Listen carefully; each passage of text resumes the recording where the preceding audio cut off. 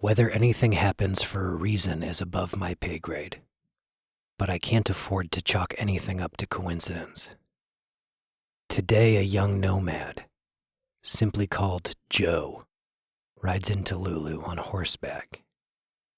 It's clear in the way he's regarded that he's been here before. But why today? Why now? I'd be remiss not to wonder if Joe is called to Loup Loup in a way I've also been called to vulnerable places. I'll keep a close eye on the orphan nomad, Joe. Yeah, I had a rough year since last time I came through. Been spotty. I lost my Aunt Rika up in Alaska New Year's Day. That's no good. She passed away in a plane crash flying herself back from some party in Juneau all late. She's a bush pilot. She lives in what's like practically a little lean-to up there in the middle of nowhere, and I go up to figure out the will, and I get to pick up some hours in the kitchen at the outpost meanwhile, and I don't put up any kind of fight about the money or any of it, say just give it all to my cousin, who's her daughter. Ask me, what about you? And I say, more of what I do, So I just go back to where I was, go finish up with Mr. Alfiki in Oregon at Alfiki's Alfalfa. Well, Alfiki, he gets a bad case of what's called Lepidoptera, it's a fancy word for moss and butterflies and what come eat your crop. And he sees a weevil one morning and he tell me, Joe, we gotta circle the wagons, get this stuff out while there's still stuff to get. It's risky. Do an early harvest spring instead of summer and try to save what we can, but Mr. Alfiki's stubborn and say we take it out now, we don't gotta use insecticides. But then the reality of it starts setting in, looking at the numbers, and he panicked or get greedy or desperate and asked me to stick around and do a second harvest. And I say we don't got time for that, and he say I make it worth your time, like this guy gonna buy me with money like I'm wanted or he have it. I say, Mr. Alfiki, I feel for you, but I think second harvest's a bad idea. But most of all, I can't sit around here till fall and wait for grass to grow. And he say, I heard you. And he takes me out to the stable and pay a visit to this new filly born New Year's Day. And he says that's the best day a horse be born raising up wise. Like with the alfalfa season, you want to hit the cycle, right? Even let me name her Autism Awareness.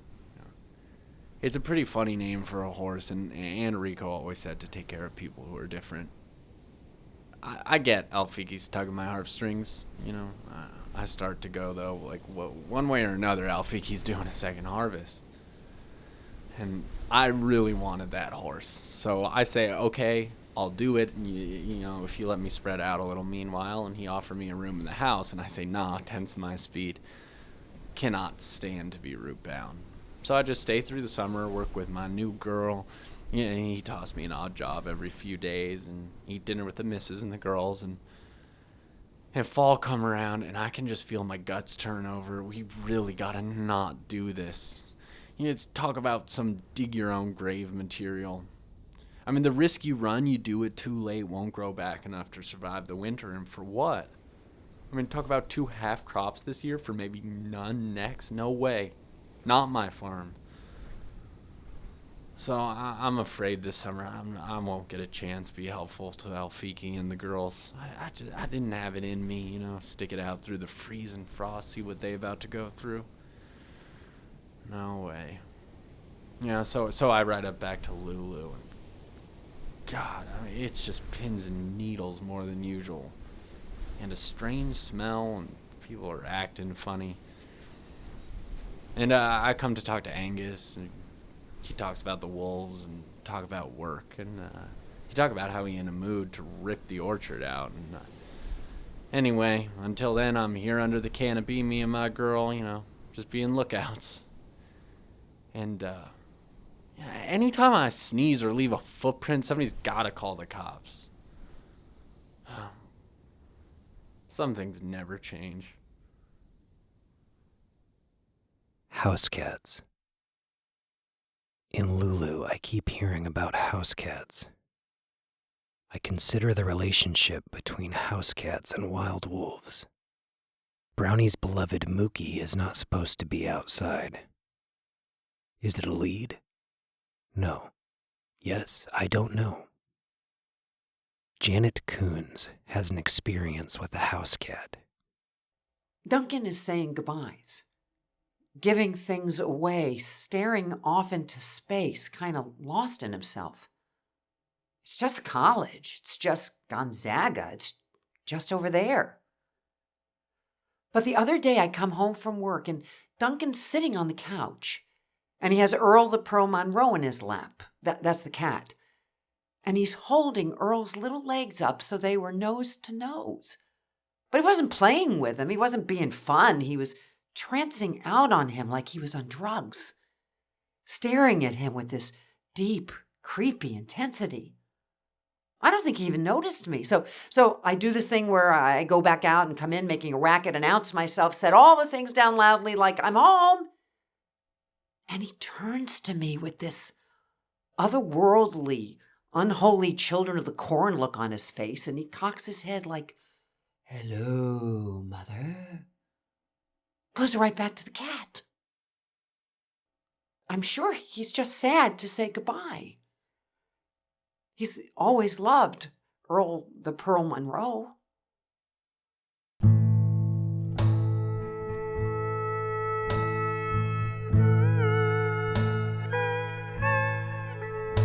When I looked at you just now, you were not the seed of what's to come. You were not the best of what is young. You were not fresh air inside my lungs. When I looked at you just now, you were not the march to holy heights. You were like 1,000 sleepless nights. You were the snow that bends the bough. When I looked at you just now.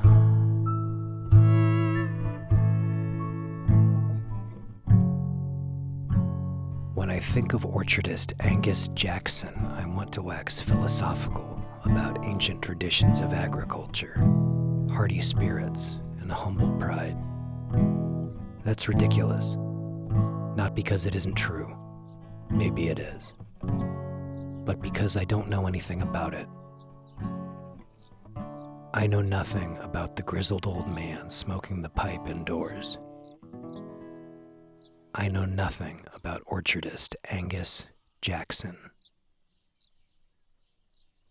I know two things about wolves. They howl and they kill you.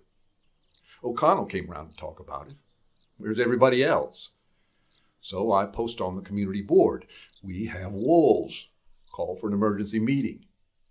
Keep hearing rumors about a town hall, what keeps getting canceled or pushed back. I'm done waiting for the mayor. Jack says we can just do it up at his barbershop. I say, fine, let's go. I do my research, get my facts and numbers, go to the barbershop, and guess who's there? Just Jack. Hands me a key, says, "Lock it up when you're done." And I sit alone in the tall chair, surrounded by the hair clippings of all the people who were supposed to be there. Sit there a good hour past meeting time. Eventually, O'Connell comes in. I tell her I don't want what happened to her chickens to happen again. My chickens, my cows, my goats, my pigs. She ushers me out the barbershop. Now what? Well, just this week, the little nomad guy, Joe, comes into town. Big stink when Joe shows up. And Joe knocks on my door, asks for a little work and a place to pitch his tent. I think about how mad that's going to make everybody. How I'm going to say, if we could work together, I wouldn't need to hire Joe. So I say, you know what, Joe? I do have work for you. Point him out to the orchard, out front the barn. Go be my lookout. Guard the barn from the wolves. Wait till things get bad enough. People decide they care.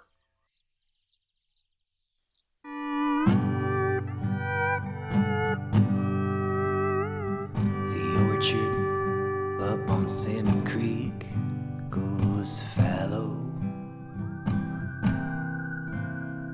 The orchids in the mountains hang their heads. The orphan riding horseback harshes mellows. Green Meadows Cemetery awaits the dead. So this is Loup Loup.